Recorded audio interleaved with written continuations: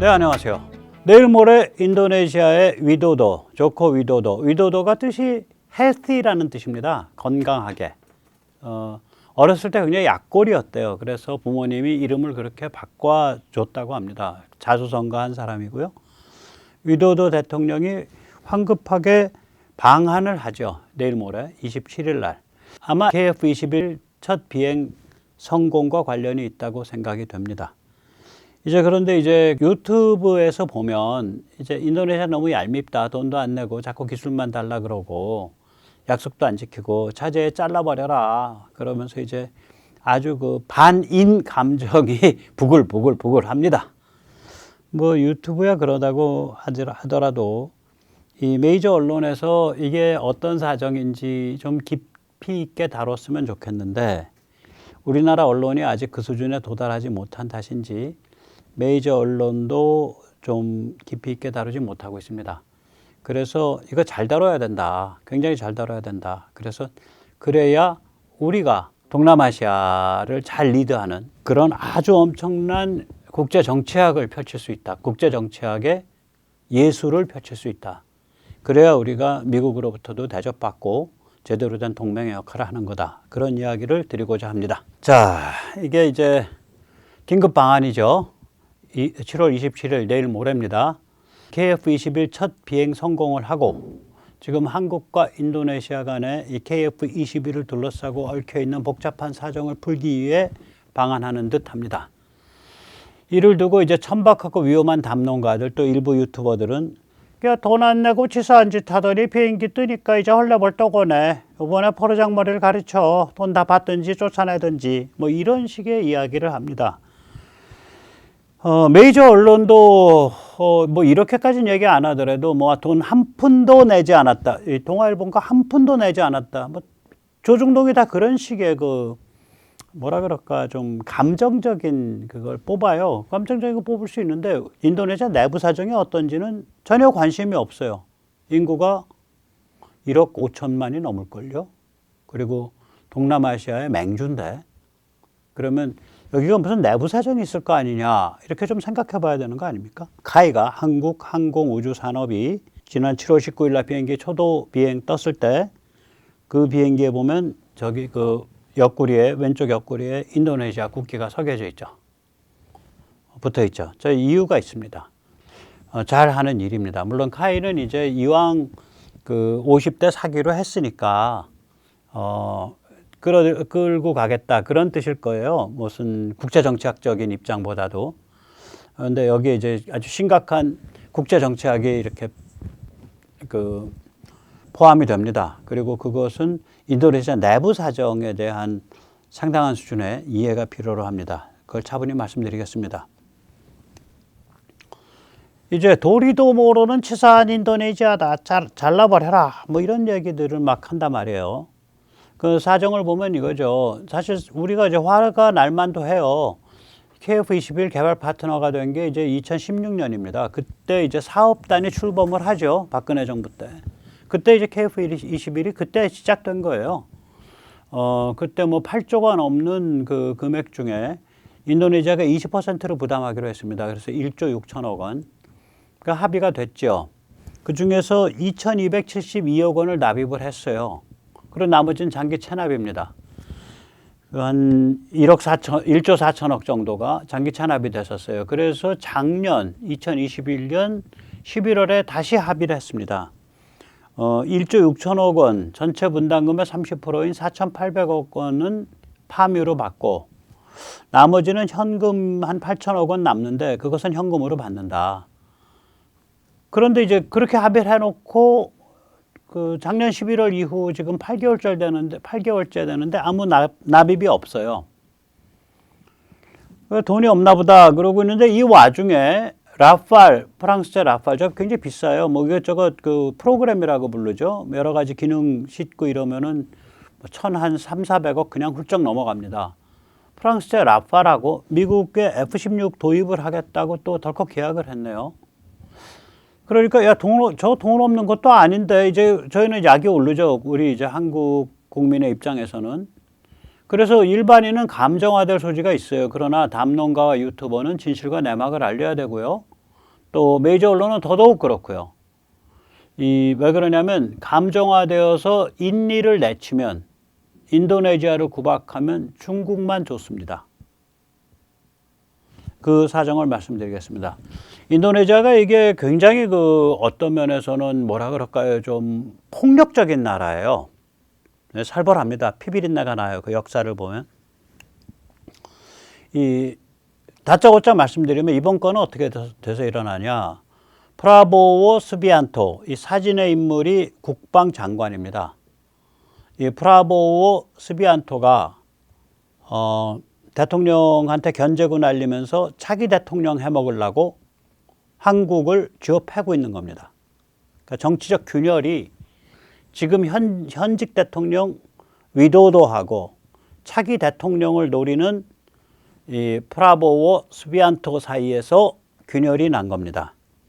참고로 이제 조코 위도도 대통령은 특이한 사람입니다. 2014년 7월에 당선이 됐어요. 그러니까 2016년에 우리 KF21에 하겠다라고 결정했을 때 그 참여 당사자입니다. 그 KF21에 참여하겠다고 한 결정 당사자입니다. 이 위도도 대통령은 우리가 굉장히 주목해야 됩니다. 인도네시아 역사상 군부 혹은 초상류층 출신이 아닌 첫 대통령입니다. 진정한 첫 문민 대통령입니다. 그러니까 이 사람이 이제 두 번째 대통령이거든요. 대통령 직선제가 되고 나서 두 번째 대통령인데 첫 번째 대통령은 군부 출신이에요.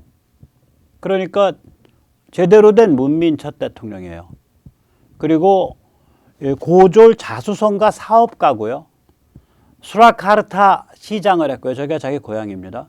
그 다음에 자카르타 주지사를 했습니다. 인도네시아는 그게 세 개의 섬으로 이루어져 있죠. 자카르타, 보르네오, 수마트라. 자카르타 주지사입니다. 이 프라보오 스비안토는요, 차기 대통령에 이제 그걸 꼭 하겠다 이렇게 눈이 멀어 있는 상태인데 이게 2등 주자예요. 인도네시아가 좀 정치가 특이합니다. 2019년 선거에서 인도네시아 민주투쟁당, 인도네시아는 조금 이따 보시겠지만 그 정치가 피비린내가 많이 나서 당 이름도 저렇게 살벌합니다. 인도네시아 Democratic Party for Struggle, PDIP라고 부릅니다. 인도네시아 민주투쟁당. 거기만 20% 정도를 아마 저게 국회의원 선거인가 뭔가 그래요. 저기 20%를 저기만 확보했습니다. 그런데 인도네시아 선거법에 의하면 그러니까 정당이 20% 득표를 한 정당만 대통령 후보를 낼 수 있게 되어 있습니다. 대통령 선거는 2024년 2월인데요. 지금 대통령 선거에 후보를 낼 수 있는 유일 정당은 따라서 20%를 득표한 PDIP밖에 없습니다. 다른 말로 표현하면 PDIP, 인도네시아 민주투쟁당의 공천만 받으면 자동으로 대통령 되는 겁니다. 단일 후보이기 때문에. 이 프라보오 스비안토가 여론조사에서는 2위입니다. 근데 프라보오는 위도도를 깎아내리면서 한 건 해야 여론조사에서 1위로 올라갑니다. 지금 상태로 가면 당내에서 공천받을 가능성이 49% 이하입니다. 그래서 프라보오가 앞장서서 뭔가 트집을 잡고 한국 때리기를 하고 있는 겁니다. 내 국방장관으로서 지금 국방장관이죠. 내가 이거를 공을 세웠다. 이런 걸 한 건 하고 싶어 하는 거예요. 그래서 한국을 쥐어 패고 한국에 대해서 이제 어깃장을 놓고 있는 거예요. 인도네시아가 좀 살벌합니다. 굉장히 살벌합니다. 우리가 이제 인도네시아 그러면 옛날 비동맹 운동 뭐 이렇게 이제 기억을 하거든요. 그러니까 다시 말하자면 냉전 때. 그런데 그 내막을 보면 추악합니다. 인도네시아는 이제 수카르노가 이끌고서 독립을 했죠. 인도네시아는 원래 네덜란드 식민지였습니다. 그랬다가 일본이 그러니까 태평양 전쟁 때에 접수를 하죠.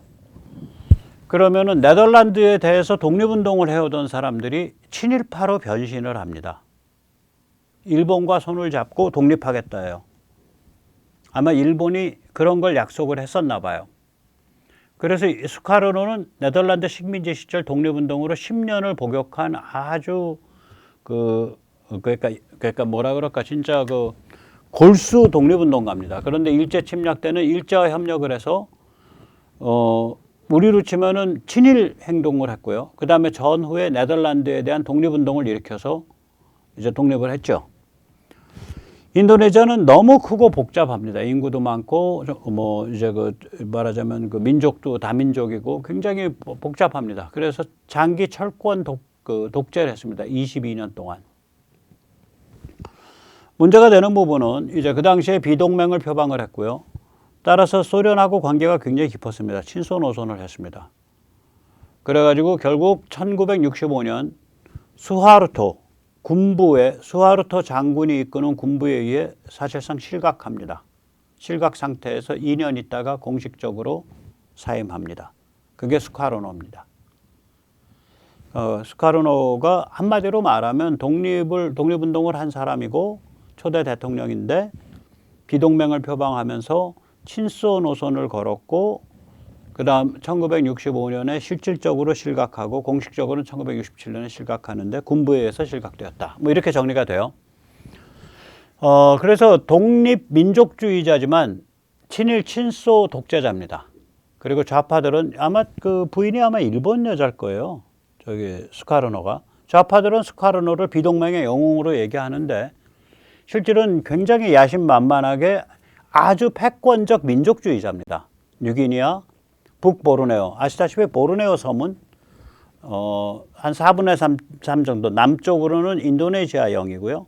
북쪽 4분의 1은 대부분은 말레이시아형이고 일부가 브루나이 왕국 저기 뭐 저거 많이 나는데 석유 그렇게 되어 있습니다. 그래서 뉴기니아, 북보르네오 영국령이죠. 나중에 말레이시아 되죠. 브루네이, 티모르는 인도네시아의 그러니까 이 수마트라 섬하고 오스트레일리아 사이에 있는 작은 섬입니다. 티모르. 이런 데를 전부 병합한 무지막지한 그러니까 동남아의 패자가 되려고 했던 거예요. 인구 한 2억 명에. 말레이시아까지 병합을 해서. 그래서 마필린도라는 걸 표방했죠. 말레이시아, 필리핀, 인도네시아. 마필린도. 인구 한 2억이 넘는 동남아의 패자가 되는 게 저 사람의 로망이에요. 그걸 위해서 그 로망을 위해서 미국과 소련 사이에 줄타기를 한 거예요. 그 로망 때문에. 그러니까 위험한 사람이에요. 그러니까 패권주의적 민족주의자라고요, 저게. 이건 어디서도 드러나냐면요. 1963년에서 66년까지 말레이시아와 저강도 전쟁을 했습니다. 그때 두 편이 나눠지는데요. 말레이시아 쪽에는 영국, 미국, 오스트레일리아, 브루나이가 같이 가고요. 인도네시아 쪽에는 소련, 중국, 월맹, 필리핀이 같이 갑니다. 왜 필리핀이냐? 필리핀이 북보르네오가 말레이시아령인데 말레이시아하고 브루나이인데 그 바로 조그만 바다 건너서가 필리핀 섬들이에요. 그러니까 영토 분쟁이 있었어요. 그래서 저 이상한 저강도 전쟁 때 필리핀이 인도네시아 편을 드는데 필리핀 하나 빼고 나면 소련, 중국, 월맹이 전부 야리꾸리한 나라들이죠. 그러니까 우리가 수카르노가 무슨 생각을 하고 어떤 사람이었나가 이제 대충 여기서 이제 견적이 나오는 거예요. 자, 그러니까 이제 그 월남 전쟁에 뛰어드는 미국이 인도네시아를 저 상태로 버려둘 수가 없겠죠. 그래서 군부를 움직여서 쿠데타로 엎어버립니다. 그때 군부에서 앞장서서 움직인 게 두 번째 대통령 수하르토입니다. 수하르토는 무려 31년 동안이나 대통령을 하는데요. 정말 피비린내 나는 철권 통치입니다. 이 사람은 일단 커리어부터 초장부터 피비린내 납니다. 일제 점령 때 일제가 조직한 보안부대 에 입대한 사람입니다. 잡아들이고 고문하고 죽이고. 일제가 조직한 부대예요. 시큐리티 포스, 보안부대. 보안군에 입대했어요. 이 사람의 그 통치 기간 등 좌파를 무자비하게 처형했는데요. 뭐 제대로 재판도 안 하고. 따라서 이게 몇 명 죽었는지도 모르는데 최소 추정 50만, 최대 추정 100만을 잡습니다. 무지막지한 철권 통치예요. 화교를 박살을 냈고요. 어떻게 했냐? 일단 중국어가 뭐 종류가 여러 개잖아요. 지금도 유일하게 인정하는 중국어는 딱 하나밖에 없죠. 맨더린. 근데 사실은 인도네시아에 있는 화교도들은 맨더린이 아니고 캔토니스죠. 광동어를 쓰죠. 참고로 인도네시아 영토 안에서 화교도들이 랑팡 공화국이라는 걸 19세기 중반에 만들었습니다. 거기에 와서 사는 화교도들이. 그래서 이 화교가 훨씬 먼저 깼기 때문에 화교를 짓밟아서 눌러버린 거예요. 공공장소에서 한자 표기 못하겠고요. 화교도들한테 이름 변경을 강제했습니다. 엽씨 이런 거 못 쓰겠어요. 시씨 이씨 이런 걸 못 쓰겠어요. 이름 변경을 강제했고요. 화교 교육기관, 소학교, 중학교 이거 철폐했고요. 신분증 외에 별도의 화교 국적증명서를 화교도로서의 인도네시아 국적증명서를 떼서 사망한 데 갖다 제출해야 되는데 그걸 잘 안 떼줬습니다. 그래서 대학 입학도 힘들었습니다. 동시에 공무원 취업도 힘들었습니다. 그래서 이걸 두고 문화적 제노사이드라고 부릅니다. 그러니까 우리가 인도네시아 그러면은 그냥 동남아의 좀 널널한 나라 아닙니다. 피비린내 나는 역사입니다. 이 수하르토는 일단 손봐서 사람 죽이기 시작하면 기본 단위가 6자리입니다. 좌파 처형한 게 50만에서 100만입니다. 1974년 티모르는 원래 포르투갈 식민지였습니다. 포르투갈이 무책임하게 그냥 발을 빼버리니까 74년에 티모르의 좌파 정부가 들어섭니다. 그러자 인도네시아가 개입을 하고요. 75년도에 정면 침공을 해서 1977년도에 티모르를 합병합니다. 그래서 동티모르 독립운동이 일어나서 1999년까지 이어집니다. 이 당시에 잡아 죽인 티모르 사람이 9만 명에서 20만 명에 달한다고 추정되고 있습니다. 우리가 동티모르에 UN 평화의 지군 들어갔을 때 한국도 들어갔죠. 동티모르 파병. 그게 그겁니다. 2000년대 초에. 2001년, 2년, 3년 이때일 겁니다. 뿐만 아닙니다. 엄청난 부패를 해서 1997년 포브스가 꼽은 세계 4번째 부자고요. 1997년 화폐로 16억 달러를 개인 자산을 갖고 있습니다. 지금도 인도네시아의 여러 부의 노른자위는 저 수하르토 집안 거라고 생각하시면 괜찮습니다. 브라보 수비안토는 수하르토의 사위였습니다. 그러다가 1998년에 수하르토가 사임을 하게 됐을 때 반수하르토 시위로 1000명씩 죽어나갔어요. 사임을 하게 됐을 때 사임하고 나서 수비안토가 부인하고 이혼을 합니다. 다시 말하자면 지금 한국을 정말 골탕 먹이고 있는 프라보 수비안토는 수하르토의 사위로서 승승장구 가도를 달리다가 장인이 정치적으로 제거되자마자 조광지처라 그럴까 아무튼 법률적인 부인이라 그럴까 그걸 바로 헌신짝 버리듯이 차버린 그런 성격의 남자입니다. 얼마나 살벌한지 보십시오. 그 당시에 프라보오 수비엔토는 육군 전략사령부 사령관이었습니다. 자, 이쯤 되면 인도네시아 이거 만만한데 아니네. 정말 피비린내 엄청나는 데인데 그렇게 생각을 할 겁니다. 맞습니다. 1999년부터 인도네시아가 이제 민주주의로 이행을 시작을 합니다.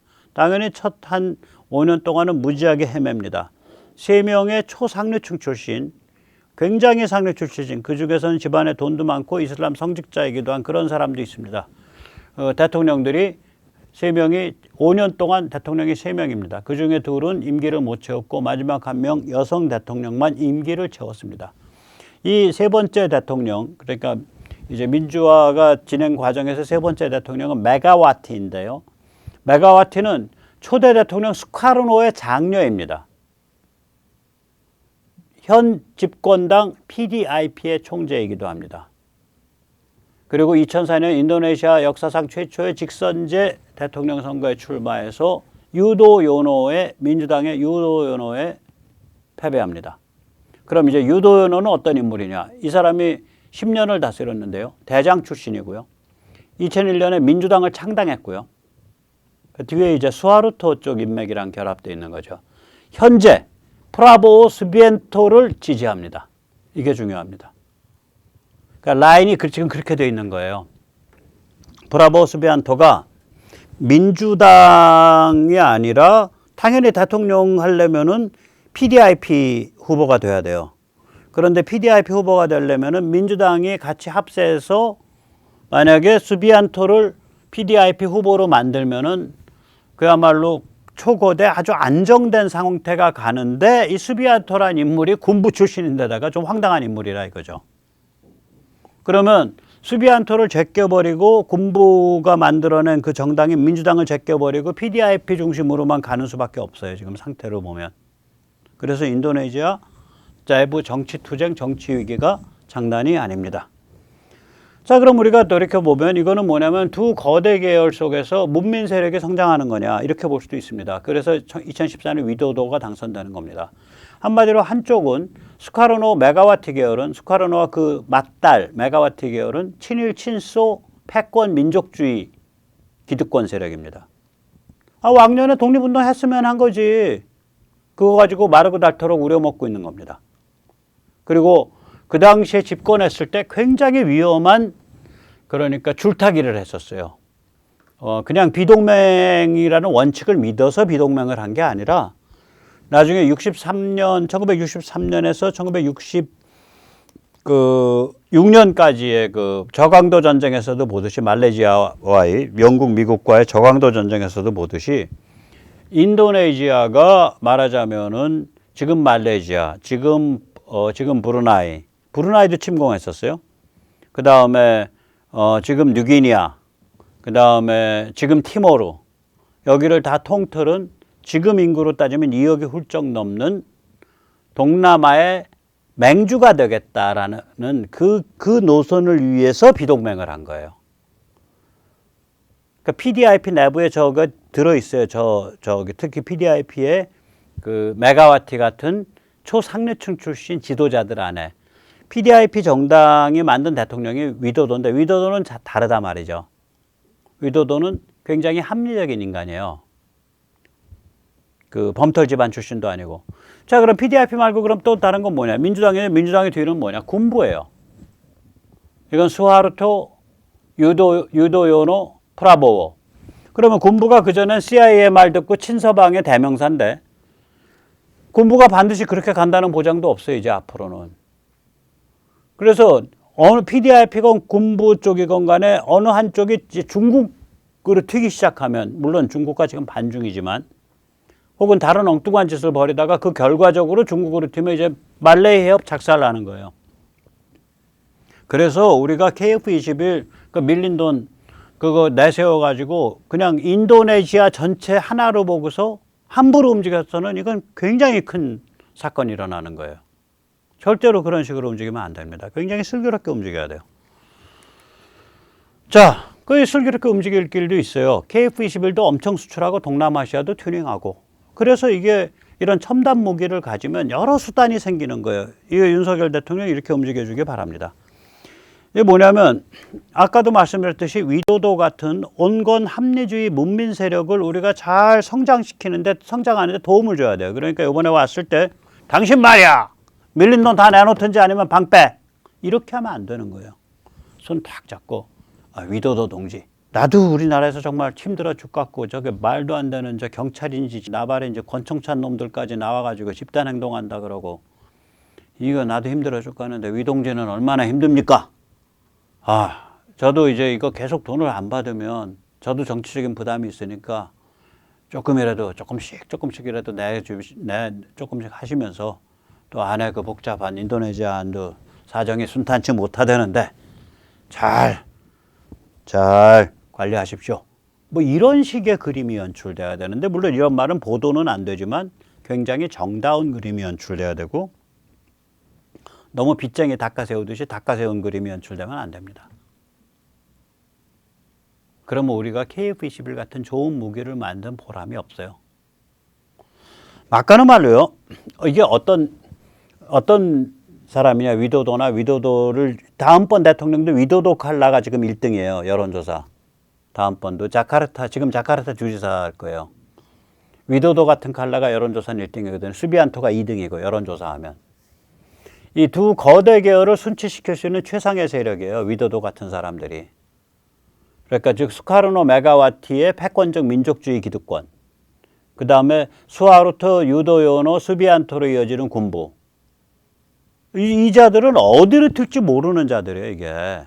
이자들을 순치시켜서 인도네시아라는 하나의 공화국으로 통합해낼 수 있는 그 맨 앞장서서 갈 수 있는 인물들이 저는 위도도 같은 인물들이라고 생각을 합니다. 자, 그래서 우리가 이제 위도도한테 아이고 차분히 돈 내고 이렇게 내서 앞으로도 우리 저거 할 때까지 한 3년 남았으니까 3, 4년 남았으니까 그때까지만 다 채우세요. 근데 분납을 해보면 한 8천억 되니까 뭐 저기 뭐야 매달 한 200억씩 집어넣으면 되겠네요. 200억 상당씩. 그렇게 해서 좀 이렇게 뭐 하는 것 같이 이렇게 좀 빌드업 해 갑시다. 신뢰를. 뭐 이런 정도로 해서 점잖게 굉장히 아주 나이스하게 해결이 돼야 돼요. 왜냐면 위도도도 그걸 해결하고 싶어 한다고. 왜냐면 지금 KF21을 잘 해결하고 위도도가 인도네시아로 가면 수비안토가 야코가 팍 죽어요. 그 한국 씹었던 자가 그 자기 때문에. 자, 그래서 인도네시아가 한 50대 비행기를 받게 됐다. KF21을. 그러면 추가로 최소 150대 팝니다. 아까 역사 보셨잖아요. 인도네시아랑 말레이시아도 원수야. 싱가포르도 원수야. 오스트레일리아도 원수입니다. 굉장히 싫어합니다. 인도네시아에 50대 팔면 그 3국이 각각 50대 최소 150대 팝니다. 그 3국이 사면 옆에 태국 따라옵니다. 200대 팝니다. 최소. 그러니까 인도네시아 잘 달래서 가야 돼요. 인도네시아 물론 우리가 호주를 팔면 인도네시아도 살 수밖에 없는데 그러면 우리랑 인도네시아 관계 아주 안 좋을 뿐만 아니라 그러면 수비안토가 기가 살아요. 수비안토가 기가 살면 차기 대통령이 수비안토 같은 자가 돼서 갑자기 시진핑이랑 악수하고 뭐 난리 피워버리면 이제 작살나는 거예요. 이제 그 말라카 해협 그 남중국해가 이게 안 보여요. 그래서 지금 무기를 어디 수출하라 말라라고 결정하는 데가 방사청인데 아마 방사청 그 결정위원회에 국방부 사람만 들어있는 게 아니라 아마도 국정원이나 외교부 사람들도 들어와 있을 거라고 생각을 해요. 그 외교부가 굉장히 중요해지는 거예요. 이렇게 첨단 무기를 가졌기 때문에. 이거는 이제 며칠 있다가 조성환 교수님이랑 한번 좀 자세히 한번 좀 덧어보기로 하겠습니다. 자, 인도네시아는 한국과 엮여서 한편으로는 적절하게 강화되고, 그 다음에 다른 한편으로는 다른 나라도 또 한국에 KF21 파니까 다른 3국에서 견제도 당하고, 그러면서 순치돼 가는 거예요. 그래서 결과적으로는 인도네시아, 오스트레일리아, 말레이시아, 싱가포르가 최강의 반중 블록을 동남아에서 형성하면 되는 거예요. 그게 우리 국가 이익이야. 그래서 KF21과 같이 막강한 무기를 가졌을 때는 이 첨단 무기 자체가 굉장히 중요한 그 국제정치 자산입니다. 국가에. 그걸 염두에 둬야 되고요. 한마디로 말하면 지금 인도네시아 구박하면 웃는 거는 중국밖에 없습니다. 막가파 군부가 잡습니다. 네, 오늘 여기까지 모시겠습니다. 감사합니다.